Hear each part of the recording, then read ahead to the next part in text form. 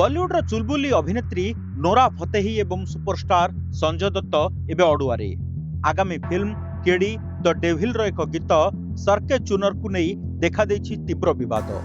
एही गीत रे अश्लीलता एवं असदाचरण थिबा अभियोग करी जातीय महिला कमिशन निज आडू मामला ग्रहण करिसंती एवं संपृक्त कलाकार को समन जारी करिसंती। सरके चुनर गीत रे प्रदर्शित दृश्यगुड़ी को नहीं विभिन्न महल रे आपत्ति उठिथिला। एही घटना जातीय महिला कमिशन अभिनेत्री नोरा फतेही, अभिनेता संजय दत्त, गीतिकार रबिका आलम, प्रयोजक वेंकट के नारायण एवं निर्देशक किरण कुमार को समन पठाई। एही गीतटी यौन उत्तेजक एवं अत्यंत आपत्तिजनक बोली कमिशन अभियोग करछन्ती। यह भारतीय न्याय संहिता, आईटी एक्ट एवं पोक्सो एक्ट नियम को उल्लंघन करुछि। आसंता मार्च 24 तारिख मध्याह्न 12:30 सुधा समस्त आवश्यक दस्तावेज सह कमिशन को सामने हाजर हेबाकू कुहाଯାଇଛି। जदि सेमाने अनुपस्थित रहंती तेबे आईन अनुसार दृढ़ कार्यानुष्ठान ग्रहण कराजिबो बोली चेतावनी दिया जायछि।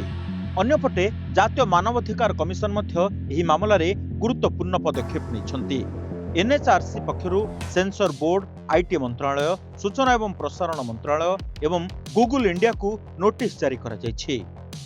विवाद बढ़िबा परे फिल्म निर्माता माने एही गीत को यूट्यूब रु हटाई दैछंती।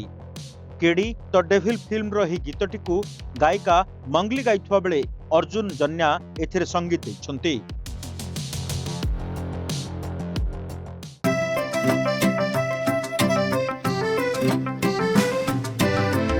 PSG चाहता है चलो कुछ ऐसा करेंगे, देश की शान है हम, शानदार रहेंगे, शानदार रहेंगे। TSC गुरुकुल गोठपाटणा भुवनेश्वर।